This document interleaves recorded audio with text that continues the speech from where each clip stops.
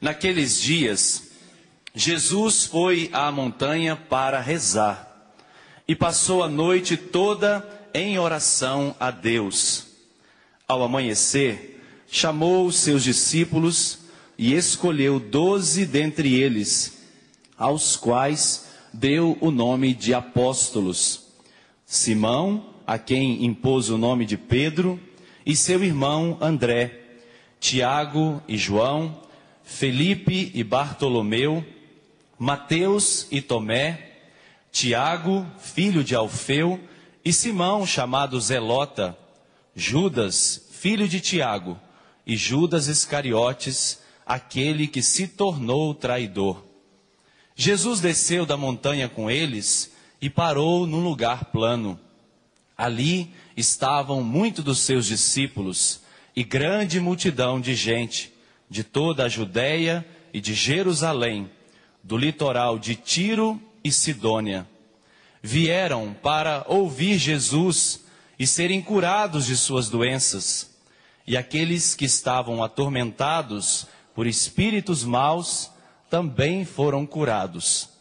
A multidão toda procurava tocar em Jesus, porque uma força saía dele e curava a todos. Palavra da salvação. Glória a vós, Senhor.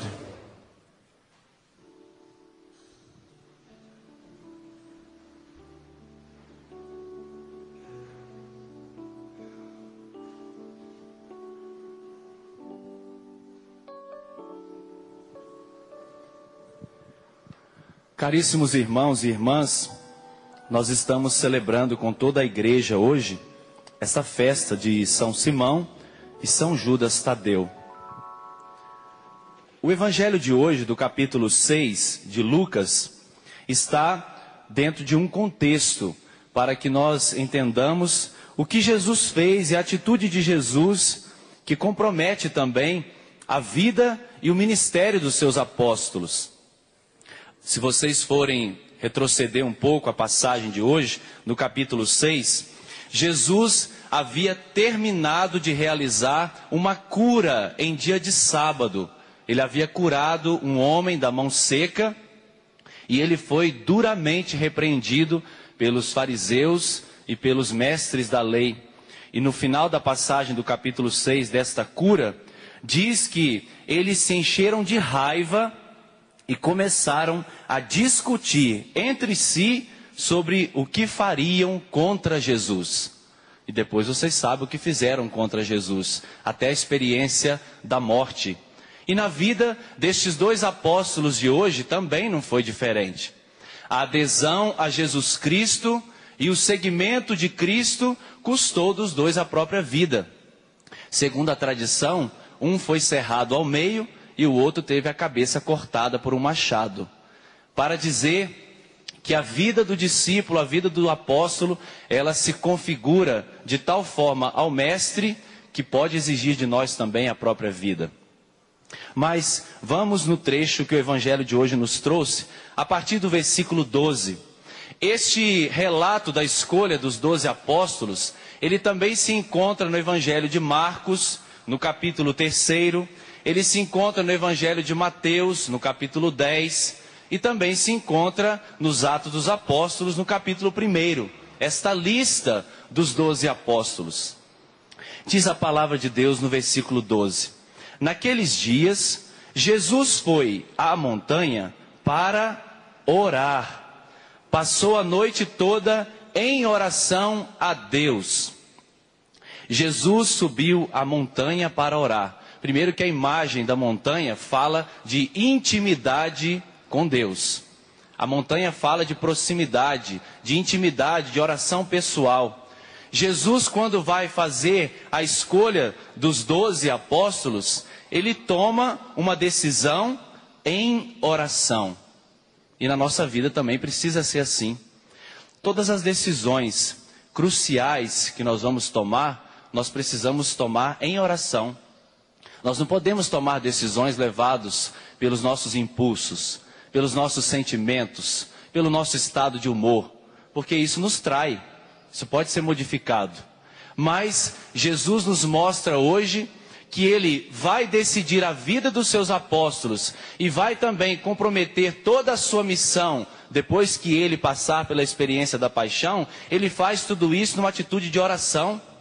Jesus poderia ter se empolgado, né, vendo um monte de pessoas o seguindo, vários discípulos dizendo que dariam a vida por ele, que seguiriam ele até o fim. Ele poderia dizer, vem você, né, você que está aí, você. Ele poderia ter feito isso, mas Jesus não se deixa levar por impulso. Jesus toma a atitude do evangelho de hoje em oração, em intimidade com o Pai. E isso diz muito para nós, meus irmãos. Jesus não nos tirou na sorte, mas Jesus nos escolheu porque Ele quis. Ele nos chamou porque Ele quis. A iniciativa é de Deus em nossa vida. A iniciativa é divina. Foi Deus quem nos escolheu. Foi Deus quem nos chamou.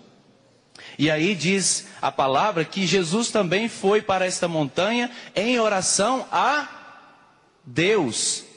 Vocês ouviram no evangelho de domingo aquela passagem daqueles dois que sobem no templo para rezar? Do publicano e do cobrador de impostos, o cobrador de impostos e um fariseu. Vocês lembram dessa passagem? Porque na verdade aquele fariseu, ele não fez uma oração para Deus, ele fez uma oração de si para si. Deus não estava na oração dele, mas Jesus nos ensina a nos colocar diante de Deus, e Jesus se coloca diante do Pai. Agora nós podemos nos perguntar, mas qual será o conteúdo da oração que Jesus fez? O que será que Jesus rezou antes de escolher os 12? Ou o que será que Jesus rezava quando ele estava em comunhão com o Pai, em tantas outras vezes que ele também subiu a montanha para estar em intimidade com o Pai? O próprio Evangelho de São Lucas nos oferece uma resposta. Por exemplo, lá em Lucas, no capítulo 10, versículo 21, nós vamos encontrar também Jesus orando. Lucas, capítulo 10, versículo 21. Diz a palavra: naquela mesma hora, ele exultou no Espírito Santo e disse: eu te louvo, Pai, Senhor do céu e da terra, porque escondestes essas coisas aos sábios e entendidos, e as revelastes aos pequeninos. Porque na verdade Jesus realmente, o conteúdo da oração dele é esta, porque ele vai escolher homens frágeis, homens marcados por uma vida também errada, uma vida de pecado. Ele vai fazer uma escolha que contradiz a compreensão dos sábios. Ele esconde dos sábios e revela isso aos pequeninos, aqueles que têm abertura de coração para responder ao chamado. Porque a grandeza está, é claro, em primeiro lugar na iniciativa divina, meus irmãos, mas a grandeza está na qualidade da resposta. Aí sim está a grandeza do chamado, a grandeza da vocação. Se nós, de coração aberto, abrimos-nos para o Senhor e damos uma resposta positiva para Ele. Então, Jesus reza dessa maneira: Pai, eu te louvo porque o Senhor escondeu esta verdade dos sábios, mas revelou isso aos pequeninos. Um outro momento que Jesus também está rezando, também no Evangelho de São Lucas, lá no capítulo 22, versículo 39 ao 42. Lucas, capítulo 22, a partir do versículo 29. Jesus saiu, como de costume, e foi para o Monte das Oliveiras.